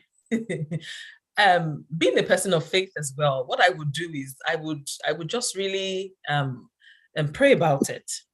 Okay, I would also really pray about it and believe that things can change. Okay, I've seen this happen over and over and over. Okay, but then this is a mixed crowd. I don't know if you're not a person of faith, that's absolutely fine. Okay, but I wish you could be. It's a beautiful life. Okay, but then I think being able to show them what's in it for them might be able to help. But if it gets absolutely toxic and you feel like I can't move on with this, I think it's at a point like that people have to take some radical steps and say, okay, you know what? I've tried this. These people are not helping my career. I think I need to take a move. Okay. And then you take the move, you take a leap. Okay. Yeah. Sometimes you need to leap and then you trust yourself that you're not going to fall. Yeah. That's it. Okay. So, Victor, does that do justice to it? Not really. Yes. Tell me. Yeah. Please go ahead. Yes, it does. It does because like I said before, mastery is something that it's one of my favorite words. And when conditions are not right, you just feel you've been deprived. Yeah. So, and like you said, you go out of your way to kind of do the loyalty thing just to get what you want, and that's it, and move on. Yeah, thank you so very much. Yeah, how about also volunteering? Sometimes just shadowing people and doing things when you're not necessarily paid for. Yeah, as in sometimes you just need to show people that, see, I'm here, I'm here for the value. I'm a person of value. And sometimes if you go to prove to people that you're a person of value, it might mean volunteering. So it could be that maybe you want a paid position that is, equivalent to what you can bring to the table. And with that position, you're going to be, assured of career progress and all of that. But if you're not being given that position, is there also an opportunity for you to shadow somebody or do things volunteering or just find ways to present your value, even when you are not being remunerated for it? So that could just be, people just, you flashing your value at people and you're like, see what you're about to miss. So see what I bring to the table. That could also help. Yeah. Even though it's not coming, with your deserved pay, but just let them see what you're worth. Yeah. Okay. That is so true. Yeah. Thank you. Okay, so before I take Lyrical Ken, thank you, Victor. Before I take Lyrical Ken, whose hand is raised, there's a question in the chat room I would want to read out. Yes, please. And this is from Adetola. She says, what if there is nothing you are really passionate about? What if you catch yourself settling? And how can one be better? So what if there's nothing you're passionate about, you just find yourself settling? How can you be better? Okay. Let's take that. So, yeah. You know, many times there are different things that could bring us to that position. You know, it could be nothing. It could be that maybe that's just how you are. Or it could also be that there are some experiences that, you know, have, you know, brought you to that situation where you just don't care. Like maybe you've been hurt, maybe you've seen people who are supposed to be models, you know, just, you know, do the wrong things, and you're not particularly inspired to want to take the lead on anything and, you know, do something. But I am a firm believer that everybody has got something to offer. I'm a strong believer that everybody has got a gift that they can share to the world.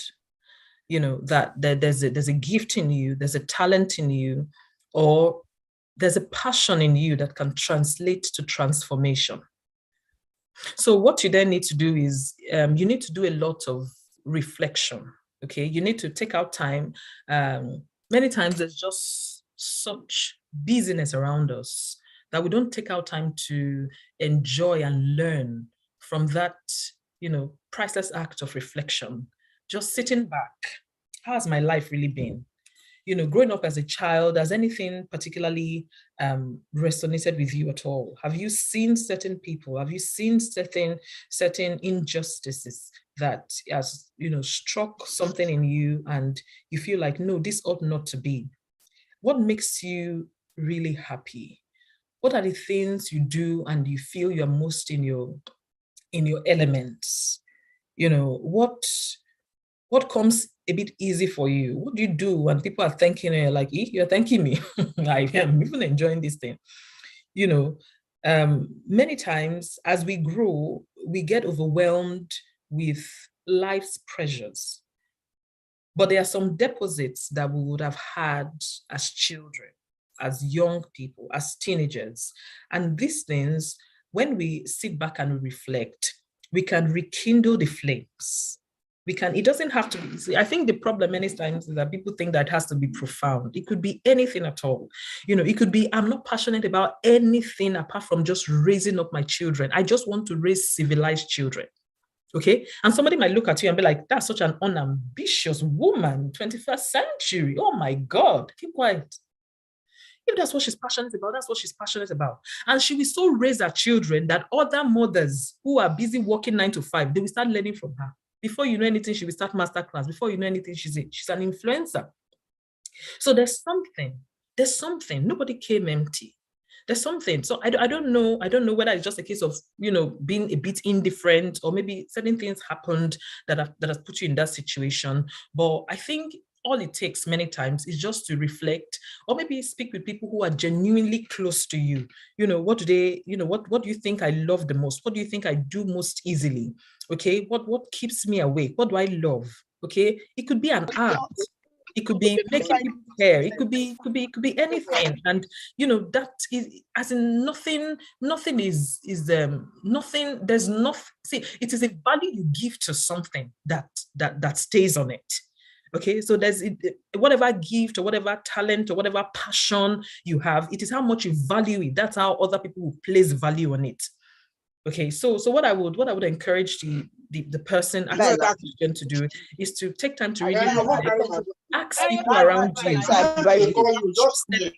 you, in terms of friends and family, and just, you know, what do you think I do best? You know, what do I love to do? And then you need to reflect on these things. I believe you'll be able to find something. Okay, it may not be profound. It doesn't have to be profound. Anything at all that lights your fire, it's good enough to get you running. Pursue it. Do it. Be you. You know, that's designed living, okay? And being brave enough to follow your path. Yeah, I'm not sure if that's a If that answers her. I mean, that was. Thank you very much. Yes, it does. Thank you. Oh, that's good. Thank you. Thank you so much. Yeah. Thank you for that feedback. Yeah, thank you. Okay, Lyrical Ken, you had your hand up before, and then there's someone with the phone number. Okay, I would appreciate if you could change. Let's know your name. Okay, and then we'll take a question. But Lyrical Ken, and then that person, and I think that will be the last one for now. So Lyrical Ken, you can unmute and go ahead. Oh, all right. Quick one. So yeah, thank you so much. My name is Kenneth Obazwaye, aka Lyrical Ken. Thank you. So, all right. So it has been a very interesting session. Trying to also participate in while, multitasking basically. Yeah. And so that will lead to my question also from what Victor mentioned as regard mastery. My concern is when you actually have to be a lot of things and do a lot of things, and now not multitasking generally, but this comes to like skill sets. So when you are interested, when you're interested in a lot of things and it comes really easy for you, IT, business, sales, like different things.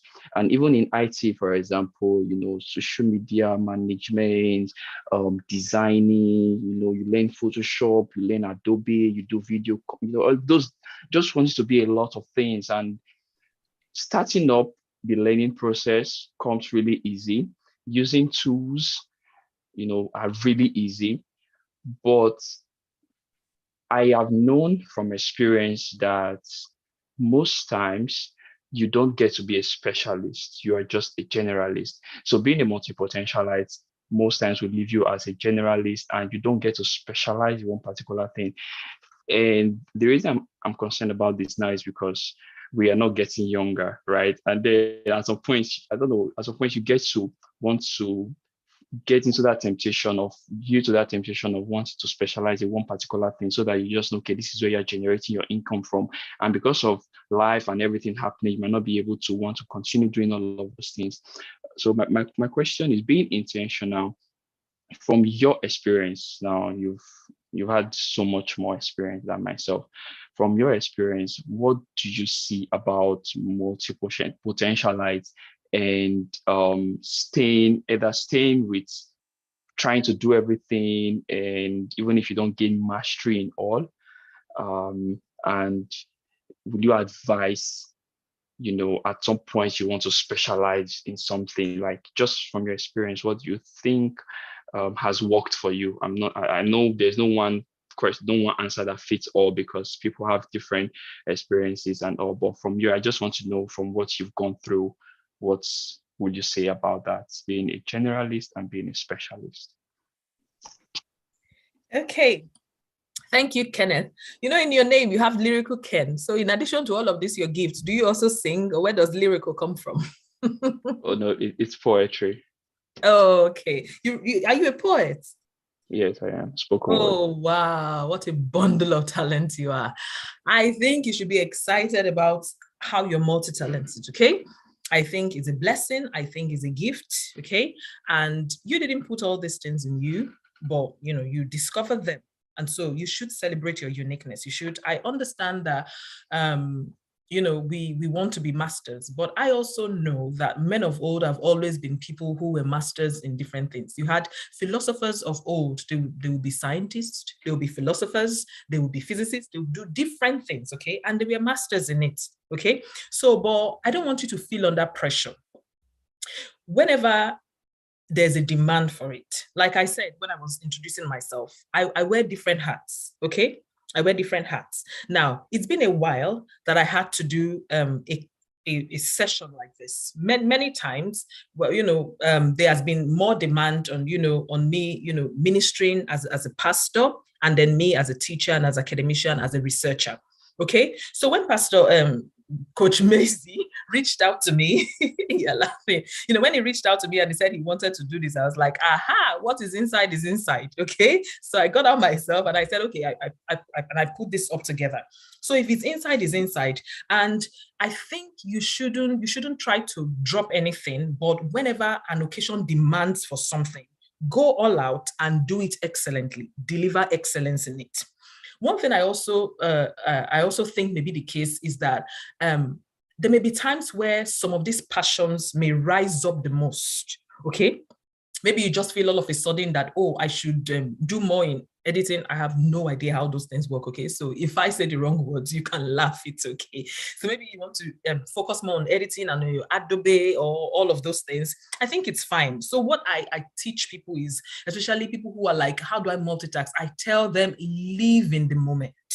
Okay, so if you are doing anything, do it. Okay, so if I'm, for instance, if I'm with my son, I don't tell myself how many scripts I've not marked or how I have a tutorial tomorrow or a lab session. No. I enjoy the moment. I closed up my mind to every other thing and I enjoy the moment, because what happens then is that when you are thinking of another thing, when you're doing what you're doing, nothing prospers, nothing works.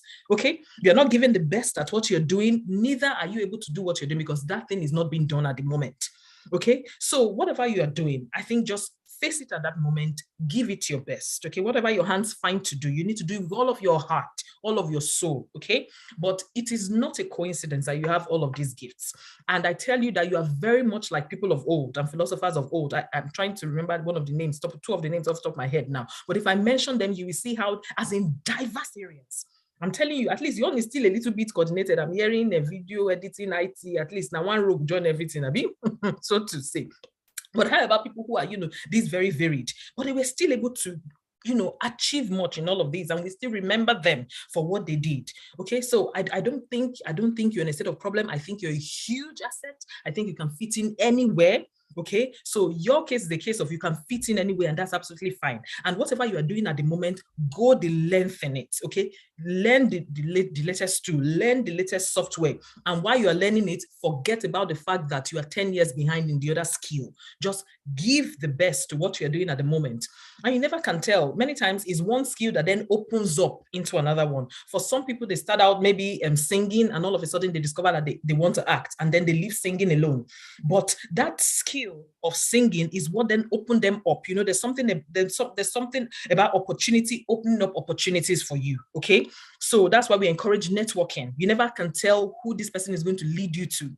So do what you're doing, and while you're doing this, you never can tell how this is going to open up another opportunity for you in this area, in this area, in this area. And I don't want us to be under any pressure. There was this time as a teenager when there was this pressure of, what's your purpose? What's your purpose? What's your purpose? And you are feeling very unserious because you felt like you don't know what your purpose is. I don't want you to live under that pressure. I just want you to relax and take it a day at a time and trust, okay? Wherever you draw your strength from, okay? So if you're a person of faith, draw your strength from God and just be confident and do your thing. Okay, but please don't be under any pressure. What you have is a huge blessing, and every time you should just be grateful for what you have. Okay, and whatever you're doing, give it your best at the moment, and you will see how one thing leads to another. Life seems to be like a complex maze, but when you go in step and you follow your heart, do what you feel like doing, give it your best, at the end of the day, you see everything making up into complete sense. It takes patience, though. It takes patience to be able to see this, but what's inside is inside.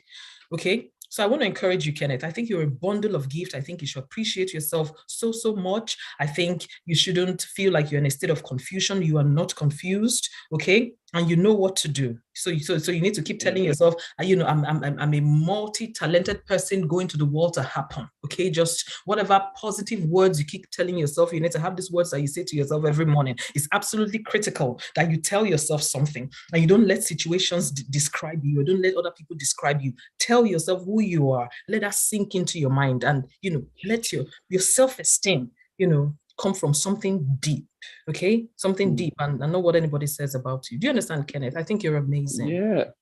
Thank you so much. Just 2 seconds. Yes, so it's just, how fulfilling it is where someone just says exactly maybe what you've been deliberating about and having around your head. So, and you said some things that I even dropped in the chat. I've been saying lately when I have conversations with my friends or some talk around some things.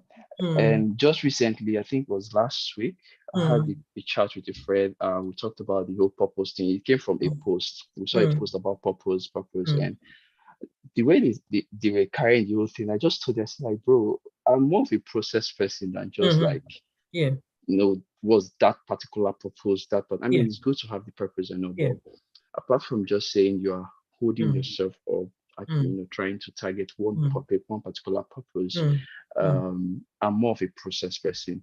So, and I think what really strengthens that is the fact that, oh my God, we have the Holy Spirit. So we're always guided. We're intentional about, hearing from the Holy Spirit and listening to what the directions are. So that has been it for me. And just to say again that thank you for everything that you said. If you were to be inside my head, I want to just confirmed, some things that are always going through my head, all of that. So it's really beautiful. And Mayzy does that too around when he speaks. So I mean, it's always great to be in sessions. Thank you. Oh, thank you, Ken. Thank you very, very much. Thank you so much, Ken. By my time, we have 3 minutes. And I know there were 2 people who wanted to ask questions. Now I'm feeling like, should I take them, or Debbie has her hand up. Dr.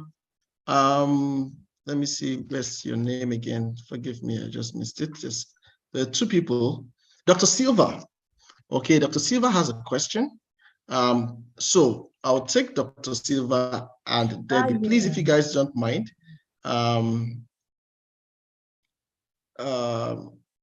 Okay, some people are saying we can go ahead to take the questions. Okay, that's great. So, sorry, but I message to stop sharing the screen all the while. No, it's all right. It's all right. You're in the spirit. Okay, so I'll take Debbie, and then please, Dr. Why did I forget that name just now? Dr. Silva, okay. I'll take your question after Debbie, okay? And that will be all for now. Please bear with us. I really don't like to extend the time. So Debbie, please hit it straight up, and then we'll take Dr. Silva afterwards, Okay, can everyone hear me? Can you hear me? Yes, we can. Yes, please. Okay, I'm Debbie. I already introduced myself, and thank you so much, Mrs. Bunmi or Pastor Bunmi. I don't know. Anyone is fine. So like for every time I wanted to ask a question, I mean, someone else asked the question and you just ended up answering most of it. Somehow it just happened, but there are just 2 outstanding things. I just want to ask. Okay, I have few persons that how do I put it now? They've been good models to me, you understand? But I mean, in the course of life, there are a few times when I felt like there were people that I could call mentors, and this is in convergence with the person you were trying to answer her question of being disappointed by people who were supposed to be models, and she was disappointed by them or something like that. So and I actually I just said some words today, and I don't know if it's right, and I'm asking.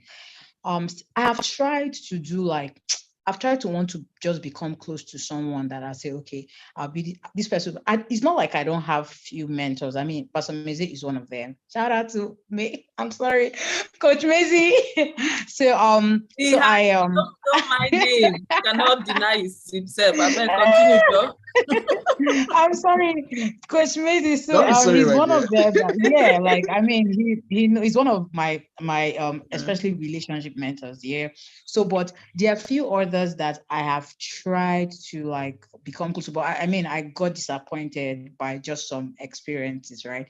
And then I just made a decision today. I think somewhere in my heart it's a strong decision, but I just want you to just direct me, right?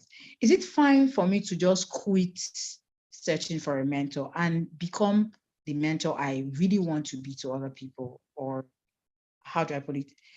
Become the person that I want to see other persons see me as. I don't know if my question is straight. Okay, let me go over it again. Is it fine for me to quit just clamoring or being very anxious about, oh, I just want this mentor, and just do the those specific things that I have heard from the few mentors I have, and then just run with them and become that model mentor that I want other people to follow, and not be like a replica of the ones that have disappointed me. I am. Yeah. Oh, thank you, Debbie. And apologies that you had to wait this long to ask your question, but then it's absolutely good to hear your voice. Okay, so I feel you have a good heart, because from the way you speak, you know, I see that you're open to mentorship. I mean, for you to say Coach Mayzy is your mentor, you know, I'm just very comfortable, because you're already in safe hands. And it also looks to me as, you know, you're a strong leader, and there's a lot that also you want to do for people. What I would encourage you to do is, you know, that person you want to be it to people, okay? But don't close up your heart to mentorship, because in life, we need to have a balanced kind of, set of relationships, okay? So they call it the cross, okay? So the upward one are the people you're looking up to. It's important that they're there in your life, because every leader needs a leader, every coach needs a coach, okay? Yeah, and then the people that you look down to or are looking up to you, okay, so these are the people that you're mentoring. It's okay, my darling, I'm soon come. I know. So, you know, the people that you're looking down at, or that are looking up to you, okay, and you know, these are the people that you're mentoring and you're grooming, okay? And then, of course, the people who are on the same level with you. So it's important that you have all these people in your life, okay? So I wouldn't say because you're having problems with the people ahead of you that you should stop having that relationship. No, as in, if you have people that you're mentoring, if you have groups where you gather them together and you teach them and encourage them in whatever it is you're passionate about, I will encourage you to keep at it. And many times, if your eyes are opened to see the shortcomings of people, it could be that, you know, that's a change that you will start to effect. Okay, so that's also an indication of that. But I would say keep your heart open. Keep your heart open and trust your heart to lead you to people who will come to you. So keep reaching out to people. If you see somebody you feel like, oh, this person, I can learn from this person, you can reach out to them and see. Most likely, maybe if you have a first chat with them, you can see if there's a connection. Otherwise, you know, respectfully just, you know, start to stay away. But if you feel like, okay, I can push this forward, then that's fine. I think you should continue and see how far that's going to go. But yes, to your question, go ahead, do your thing, be a mentor. But make sure at least there's somebody. You already have Coach Mayzy ahead of you, so I'm not afraid. But if it's in terms of in other areas as well, then I will say, yes, still be open, okay? Still be open, but don't get discouraged, okay? So be that person that, you know, you don't want to see these people that have disappointed you. You see, when we were growing up, you know, there were so many people who were, you know, breaking up in terms of relationship, and everywhere is like break up. And people were like, are you sure this thing can work? Everybody's saying, God told me, now lies, it's scam. But my husband and I then, you know, we told ourselves that, no, this is real. We can be that change, okay? So we did that for 7 years. And at that time, you know, somebody even told me, say, you know what, some of us have told ourselves that if you and the Reverend Craig just break up, we just tell ourselves that true love doesn't exist. So for one person to tell you that, you will know that it's in the mind of several people. So that was like, you know, what we are seeing around us that we didn't like, but we told ourselves that, you know, this is love. You know, that you love somebody doesn't mean that you're not going to see another person attractive, but love is a commitment. Love is a dedication, okay? So we chose to stick to ourselves, and now we have a beautiful story, and we teach people with our marriage, okay? So we keep encouraging people, but then we keep looking up to people. So we move your eyes from those people who are, in our case, breaking up, in your case, people who are disappointing you, and put them on other models. There are other models, okay? So we began to look at other people married for 20, 30, 40 years. We began to relate to them. We reach out to them. Very elderly people will reach out to them. They will give us, you know, even Coach Mayzy's parents as well. They always inspired us in terms of marriage as well. So we moved our gaze and started looking at the right examples. And that was how we were able to survive that time, because I tell you, it was discouraging. Like, you literally hear of a breakup almost every other time. And that was discouraging. But please, be that leader that you are to be. I hear it so strongly in your voice, and I know that you're born to be a leader. Be that leader, but then make sure you have somebody that you're submitting to, or somebody you're looking up to, because there's a lot of safety in doing that. Thank you so much. My pleasure. Thank you so much, Ma. Dr. Silva, are you here?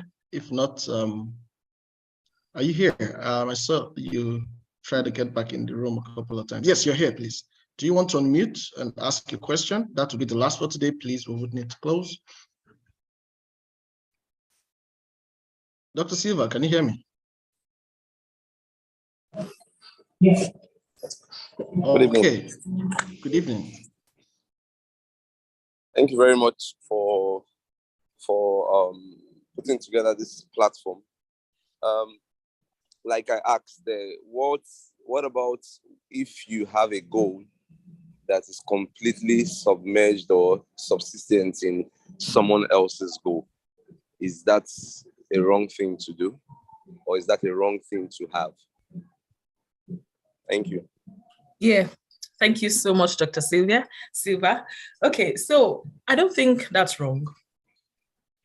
You know, everybody should be innovative. Let me use this example. Everybody should be innovative, okay? Being innovative is being able to generate new ideas and be able to convert it to something valuable, okay? But not every innovative person is an entrepreneur. Some innovative people are entrepreneurs. So ability to develop value within your company. So you are still using your talent, but within your company, you are still developing value with your creative ideas. You're going to be happy and you're going to be, well appreciated. You feel like you're in your element, okay? And there's going to be somebody outside who's innovative and is going to be setting up their own company, being an entrepreneur. Okay, so it's all about you. That's why it's designed living. It's not one size fits all. And people need to be confident in their skin and they need to celebrate their differences. They need to celebrate their uniqueness and don't let nobody tell you that's the wrong thing or that's the right thing. Nobody knows you. You know you. You know what gives you the joy. You know what makes you happy. You know what makes you smile each time you lie on your bed. So you need to, quit trying to please people. Life is too short for that.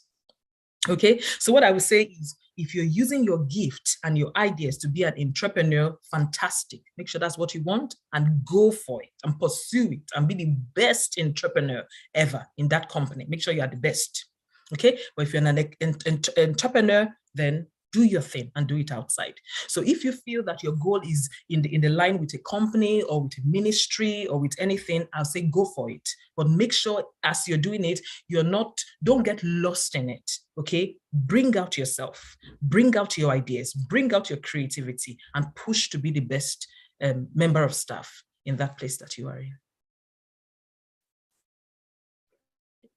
Wow, I think that was spot on. Dr. Silva, you want to respond to that? I hope you got something there. Got more than enough. Thank you very much. That's awesome. That's the best answer ever. Thank you. Awesome. Wow. Please, I am just, I would have to not take any other person right now because we need to close. I really appreciate every one of you who have stayed this long, especially our resource person, dear Dr. Bunmi. Sometimes I have to choose which one to use. Just like I've been doing for you. It's okay.